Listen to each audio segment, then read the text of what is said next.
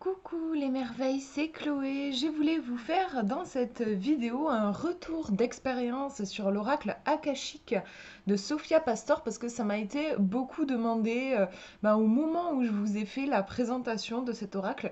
Vous avez été assez nombreux à me demander en commentaire ouais, est-ce que tu pourrais nous faire une vidéo retour sur les pratiques énergétiques parce qu'en fait cet oracle a la particularité non seulement donc d'être un oracle et de pouvoir répondre à nos questions, mais on a aussi trois façons, oui, pratiques énergétiques, on peut dire ça comme ça. Trois façons originelles d'utiliser le jeu pour travailler sur soi en profondeur. Alors il y a la pratique avec les rêves, l'autosuggestion en méditation et les rituels magiques. Et donc voilà, vous m'avez demandé, et c'est vrai que j'avais pas pensé, vous avez été nombreux à me demander genre ouais, si tu pouvais tester, nous faire un retour et tout.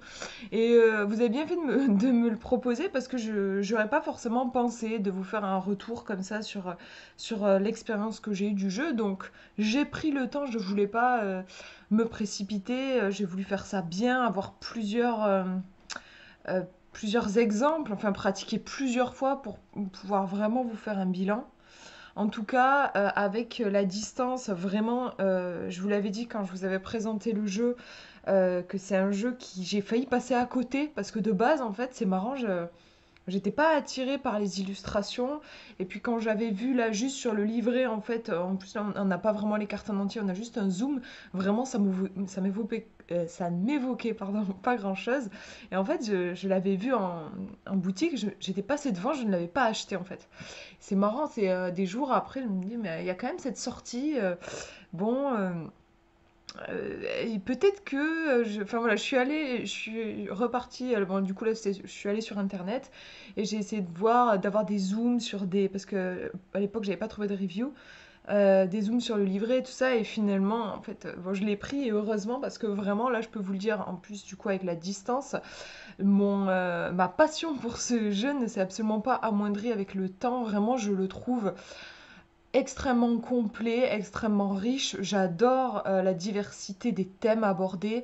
J'aime beaucoup aussi le fait qu'il y ait des références à la pop culture. Vous avez à un moment une référence à... vous avez Le Seigneur des Anneaux, vous avez Avatar, vous avez Harry Potter. Là, c'est référence à la pop culture, mais après, vous avez des références à des trucs plus spirituels, mais j'ai adoré moi le côté aussi qu'on retrouve des choses de la pop culture. Enfin voilà, vraiment je l'aime beaucoup. Ce que j'apprécie aussi, c'est qu'il a pas mal de cartes, il en a 65, donc c'est quand même beaucoup pour un jeu.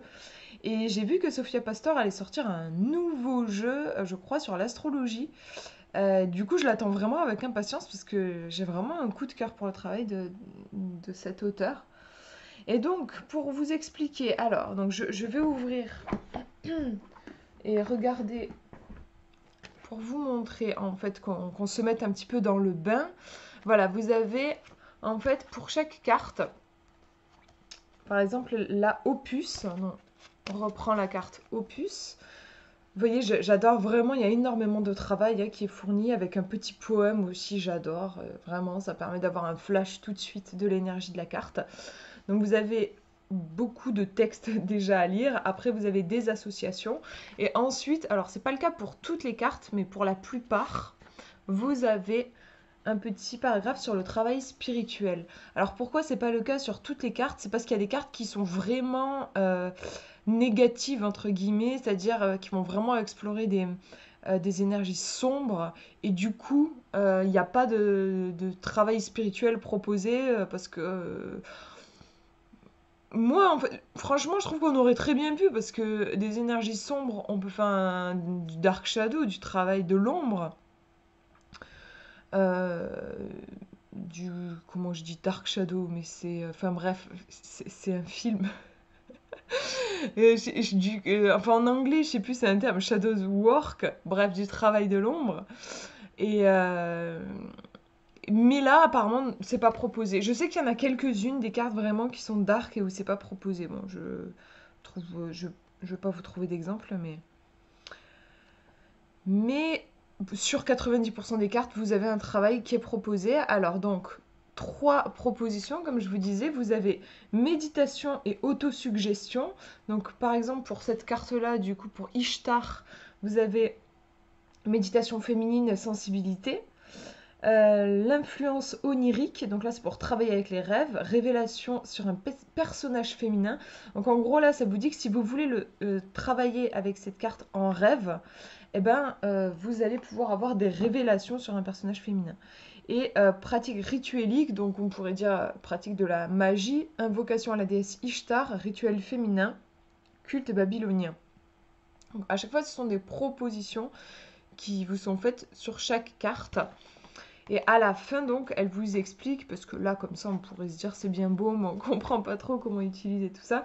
À la fin, elle vous explique. Donc, qu'est-ce que c'est que la méditation et l'autosuggestion? Et elle vous donne une technique d'autosuggestion. Donc, je vais vous faire un résumé. Moi, comment je me suis inspirée de ce qu'elle dit et comment je l'ai adapté. En gros, le principe de l'autosuggestion, c'est tout simplement l'affirmation positive.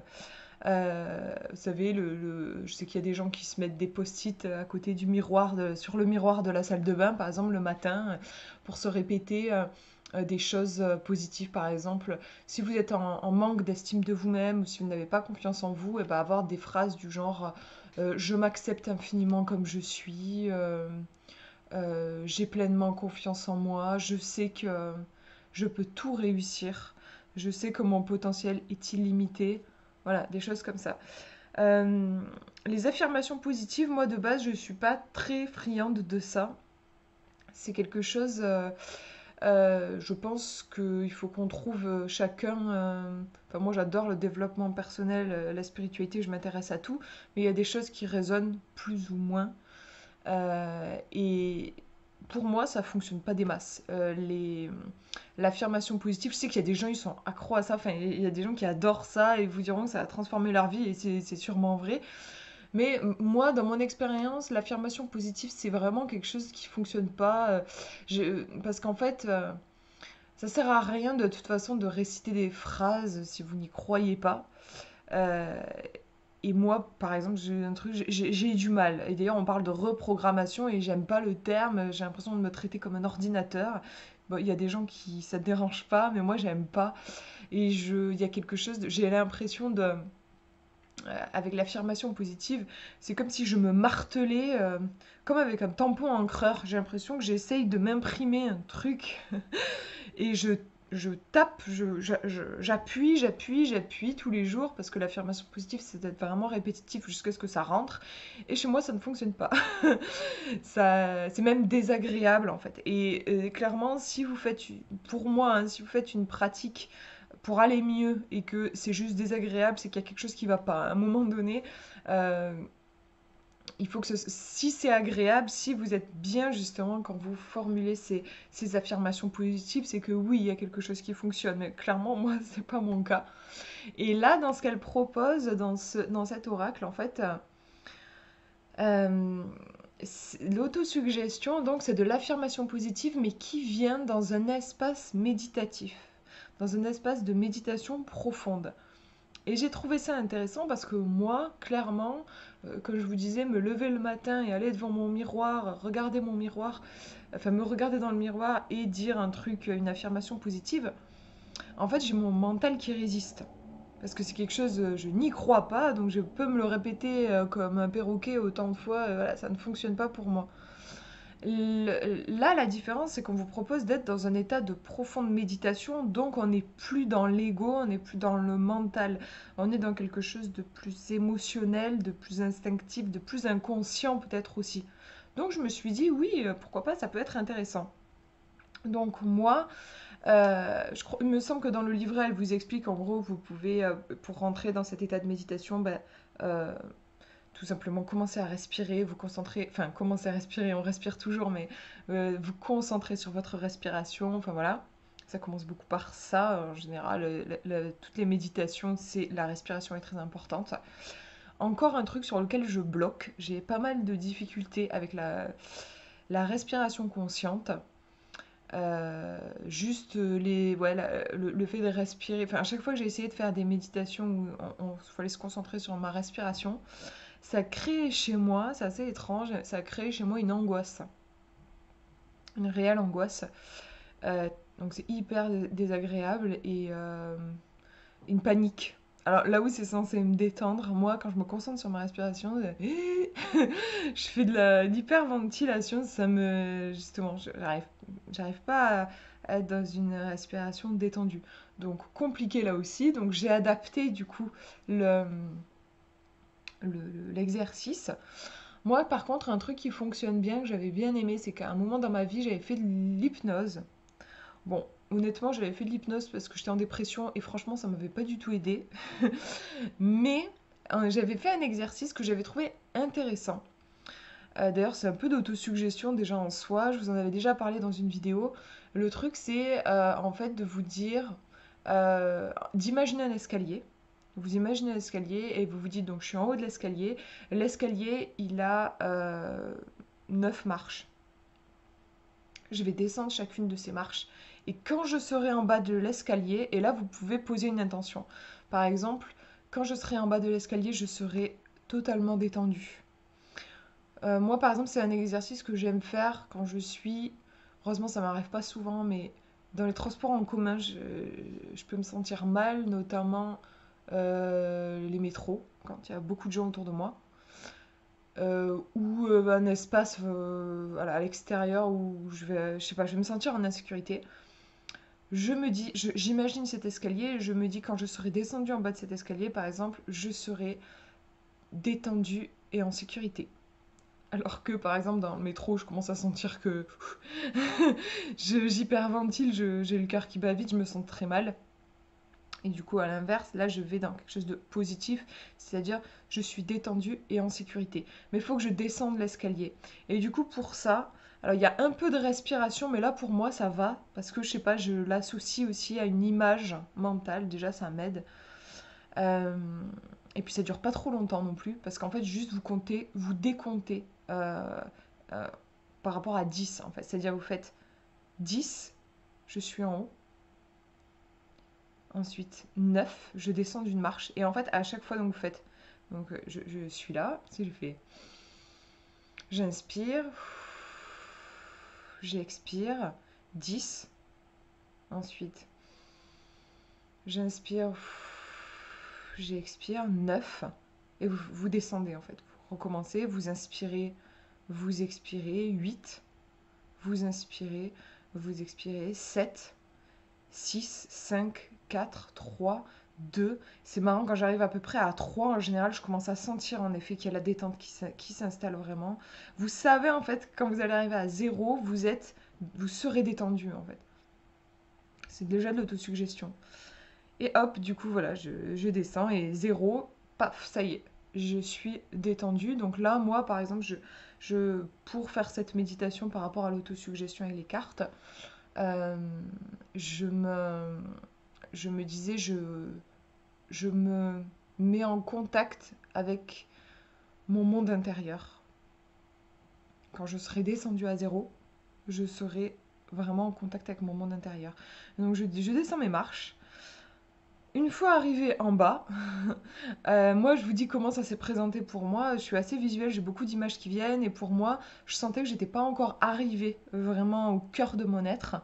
J'arrive à une grande détente, mais je suis pas arrivée au cœur de mon être. Et pour moi, il y a un couloir qui tourne sur la droite, suivi d'un encore un autre corridor, un autre couloir. Et ensuite, j'arrive devant une porte, grosse porte, bien épaisse. Et là, je sais que c'est vraiment mon sanctuaire intérieur. Je J'ouvre la porte et j'entre à l'intérieur. Donc tout ça se fait. Moi, je suis assise, les yeux fermés, et j'ai la carte euh, dans mes mains. J'aime bien avoir le contact avec la carte. Donc, par exemple, si je prends la carte Aurum, je ne sais pas comment ça se prononce. Voilà, ça y est, j'ai trouvé. Donc, autosuggestion, méditation et autosuggestion, purification du chakra du plexus solaire. Donc, je pousse la porte de mon sanctuaire intérieur, je rentre. Moi, la façon dont ça se présente, je ne sais pas pourquoi, mais j'ai des rois et des reines qui sont assis en arc de cercle. Moi, je me présente au centre de cette grande pièce. Et au milieu de cette pièce, il y a, je sais pas comment vous décrire ça, en fait, un, un symbole en fait en lien avec la carte. Donc par exemple ici au rhume, je vais avoir un soleil, par exemple, un soleil étincelant dans cette pièce. Si c'est une carte qui me fait travailler sur ma notion du temps, je peux avoir par exemple un sablier. Et j'ai ces rois et ces reines qui sont là, qui m'écoutent, et je vais leur dire quelle est du coup mon affirmation positive, mon intention. Donc là, on me parle de purification du chakra du plexus solaire. Par exemple, je leur dis euh, mon chakra du plexus solaire est purifié, lumineux et rayonnant. Et j'aime bien le répéter si je sens qu'il y a besoin. Je leur redis, mon chakra du plexus solaire est lumineux, purifié et rayonnant. Et je leur transmets en fait, comme si c'était un message de ma part, voilà, à ces rois et ces reines qui, j'ai l'impression, gouvernent un petit peu je sais pas comment dire, c'est comme s'ils gouvernaient des choses qui sont sous la surface. Moi, j'en ai pas conscience en état de veille, mais je leur confie cette mission, entre guillemets. Voilà, je leur dis, ils ne me disent jamais rien. Ils sont juste là pour m'entendre, pour entendre mes directives, entre guillemets, ce que j'ai envie de leur transmettre. Ensuite, je les remercie. Je referme la porte derrière moi. Je reparcours les deux couloirs. Je reviens en bas de l'escalier. Je remonte les marches. Et ensuite, je reviens dans ici et maintenant. Et voilà. Et du coup, j'ai terminé ma méditation. J'ai trouvé que c'était une expérience vraiment puissante, déjà très relaxante. Et j'ai adoré découvrir cet espace que je ne connaissais pas. Euh, Cet espace pour moi qui se manifeste sous la forme de cette espèce de conseil royal. J'aime savoir que même après en état de veille, en faisant des choses la journée, je me dis que j'ai toujours cette salle à l'intérieur de moi avec ses rois et ses reines et qui travaillent pour moi, qui œuvrent pour moi par rapport à l'intention que j'ai posée, toujours avec ce symbole au centre, du coup qui change, le symbole change en fonction bien sûr de la carte que j'ai tirée. Donc là, si j'ai tiré une carte par exemple, si j'ai tiré Aléas, eh ben, je vais avoir peut-être, alors je sais pas trop comment vous décrire, enfin vous voyez le truc qu'il y a là, il y a une espèce de bille qui est en train de se déplacer sur genre une assiette, quelque chose de, oui, il y a quelque chose qui bouge. Ça vient toujours se placer pour moi au centre de la pièce en fait, comme une énergie, un ancrage de l'énergie. Et ensuite, moi, j'ai qu'à, entre guillemets, me rendre dans cette pièce en descendant l'escalier. Je me rends, et en passant dans mes petits couloirs, je me rends dans cette pièce, je formule mon intention comme une affirmation positive, et ensuite je laisse faire. Donc vraiment, oui, j'ai trouvé que c'est puissant, c'est pour moi beaucoup plus pertinent que les affirmations positives où j'ai eu essayé dans ma vie, mais pour le coup, j'avais complètement abandonné l'idée. Là, du coup, ça me permet quand même de travailler en effet avec des énergies positives, avec des intentions, et que ça fonctionne pour moi et que ce soit agréable pour moi, alors que c'était pas le cas quand je testais juste des affirmations positives en état de veille, entre guillemets. Donc voilà du coup pour mon expérience de méditation et d'autosuggestion. Pour l'influence onirique, en fait c'est tout simple. Elle vous propose euh, avec une carte, vous allez la mettre sous votre oreiller ou sur votre table de nuit et la carte va influencer vos rêves. Et vous pouvez poser une question avant de vous endormir. Donc là aussi par exemple, je vais prendre une carte. Occultis. Donc déjà là, on a quelque chose en lien avec ce qui est caché. Je vais voir du coup qu'est-ce qu'on nous propose en termes de travail onirique.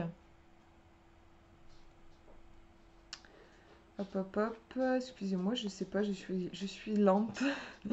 Ça y est, c'est bon, j'ai trouvé.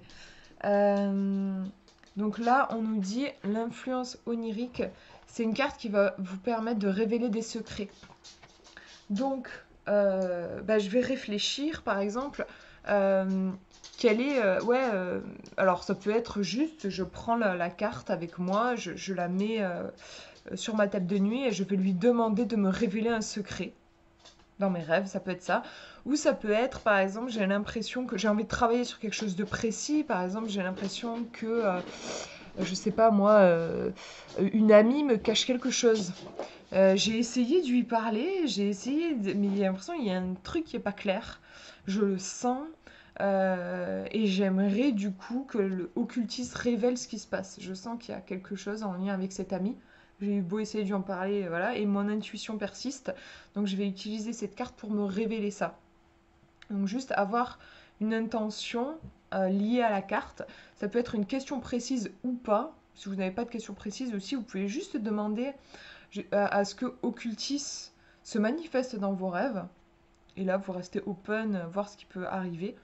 Moi, dans mon expérience, quand j'ai fait ça, c'est marrant, mais ça s'est pas manifesté dans mes rêves. Pourtant, je me souviens bien de mes rêves. J'ai une activité onirique assez riche. Mais à chaque fois que je fais un travail avec ces cartes, pour moi, en fait, ça a été les réponses que j'ai reçues, c'était soit sous forme de clairaudience, c'est-à-dire que j'ai entendu la réponse à ma question dans la nuit, en fait. Ou aussi j'ai eu une image, mais pas un rêve, une image fixe, ou ouais, un flash, quoi. Et j'ai eu aussi les deux.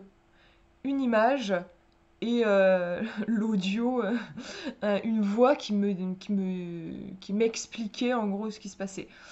Mais je pense vraiment que c'est propre à chacun. Peut-être que vous, si vous le faites, vous aurez vraiment un rêve influencé par la carte. Ça peut aussi, je pense, être une claire connaissance, je sais pas si ça se dit. C'est-à-dire, genre, vous vous réveillez le matin, vous vous souvenez pas du tout de rêve, vous n'avez pas non plus d'image, vous n'avez rien entendu, enfin voilà. Par contre, vous savez pas pourquoi, mais vous vous réveillez avec la réponse à votre question. Vous savez, en fait. Par exemple, là, le secret, ça y est, imaginons, je repars sur mon exemple avec mon ami, je me demandais je sentais qu'il y avait quelque chose, ben ça y est, je sais, le truc que je sentais mais que j'arrivais pas à mettre le doigt dessus, ça y est, j'ai cette information. Ça peut se manifester de cette manière-là aussi.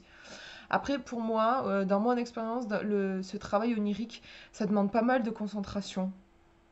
Et chez moi, ça ne fonctionne pas si je suis juste crevée, je m'effondre sur le lit et je vais avoir un sommeil bien lourd.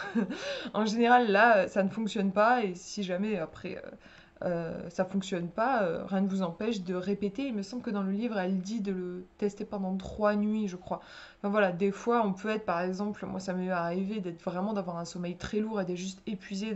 Je sais que dans ces moments-là, je n'arrive pas à capter ces informations intuitives et sensibles. Bah, du coup, c'est pas grave, vous pouvez le faire la nuit prochaine si vous êtes moins crevé, voilà. Mais c'est vrai que je trouve que ça demande quand même une certaine concentration. En fait, un mélange de concentration et aussi de lâcher prise. Et ensuite, sur le travail de rituel en magie, ce que je peux vous dire, parce que pour moi, c'est franchement la magie, la façon dont moi je la pratique, c'est très instinctif. Je suis vraiment je suis pas tellement de l'école, mais comme avec les cartes d'ailleurs, hein, genre il faut absolument telle plante pour avoir telle vertu parce que sinon le sort ne peut pas fonctionner, voilà.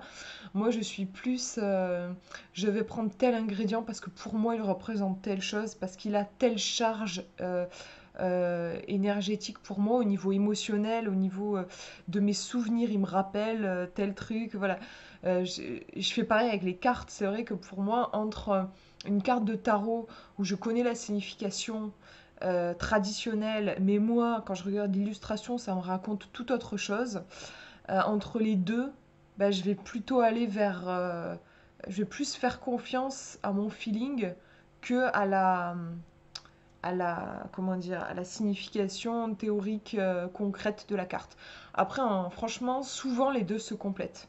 C'est rare que les deux n'aient rien à voir l'une avec l'autre. Mais c'est qu'en magie, vraiment, pour moi, c'est le feeling, le feeling, le feeling. Et les cartes, là, pour moi, alors je travaille avec une carte à chaque fois quand je fais un rituel. La carte va agir comme une sorte de talisman en fait, c'est-à-dire qu'elle va vraiment représenter l'énergie. Donc là, occultis, c'est tout ce qui est caché. Elle va représenter cette énergie-là. Et moi, après, j'aime bien m'inspirer. Je sais pas comment vous décrire ça. Je m'inspire de la carte, de son énergie pour construire mon rituel. Je suis très... j'aime beaucoup utiliser ma créativité en magie. Mes rituels ne se ressemblent jamais, en fait. Il y a pas de, j'ai pas vraiment de structure qui reste toujours la même. En fait, c'est vraiment au gré de mon intuition, de mon feeling. Et donc la carte, elle va être là comme un talisman et comme une source d'inspiration pour nourrir mon rituel. Et c'est vrai que clairement, j'ai pu observer que mes rituels avec cet oracle avait une autre saveur, une autre densité et était différent des rituels que je fais sans l'aide de cet oracle. Ça apporte vraiment un plus au niveau énergétique et pour moi, j'ai l'impression que ça densifie l'expérience et que ça m'apporte aussi des idées puissantes. Et donc là, je vous ai détaillé du coup les 3 pratiques que j'ai testées avec mon expérience, hein, parce qu'après, vous voyez, moi j'ai adapté en fait en fonction de mon intuition, de ce que je ressentais, mais vous, ce sera sûrement très différent. Et la question qui se pose aussi, c'est comment on procède.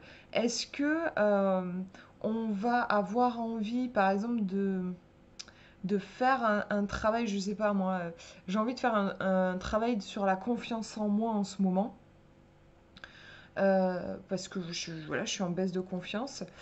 Euh, et pourquoi pas, pour ça, j'ai envie de faire les 3 pratiques spirituelles, j'ai envie de faire de l'autosuggestion, j'ai envie de faire un rêve pour avoir une réponse, et j'ai aussi envie de faire un rituel magique. Ce que je peux faire, c'est prendre mes cartes, hop, ou en fait le livret aussi, et aller chercher. Du coup, en fait, plutôt le livret, c'est plus simple. Je prends mon livret et je vais chercher en bas de chaque carte et essayer de trouver celle qui, selon moi, va le plus pouvoir m'aider.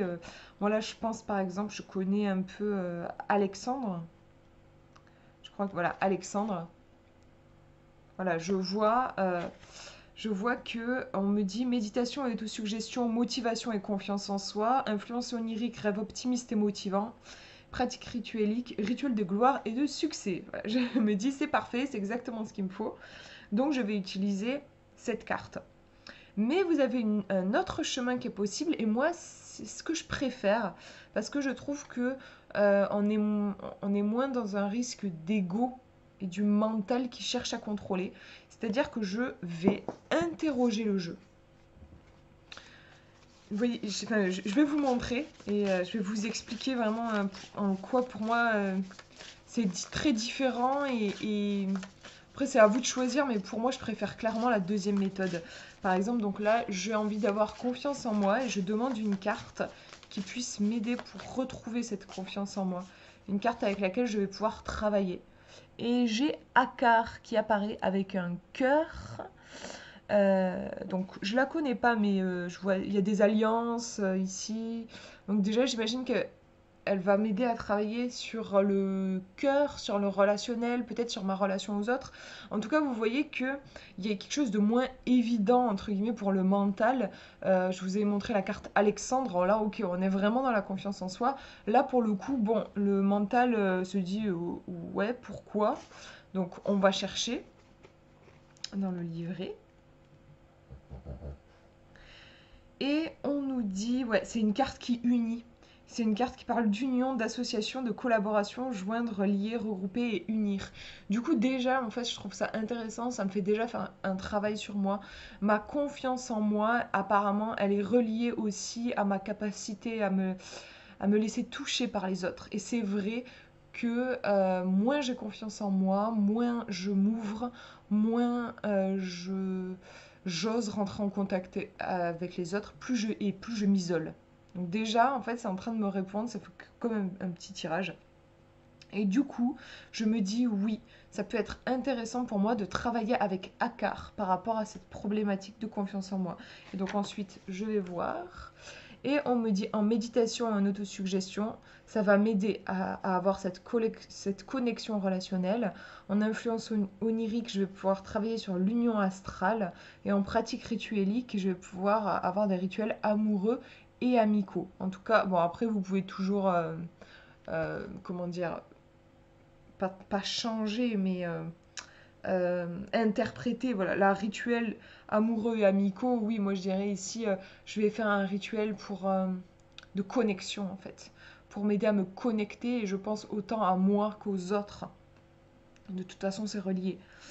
Euh, En tout cas, en fait, vous voyez, c'est très différent. Si je décide de travailler avec ce que je veux, je choisis la carte Alexandre et je vais faire des rituels de gloire, de succès, de confiance en moi. Si je fais plus intuitivement, je choisis une carte au hasard, eh ben je vais travailler sur mon lien à l'autre et à moi. C'est très différent finalement. Alors que je veux travailler sur la même chose, hein. On est d'accord sur la confiance en moi.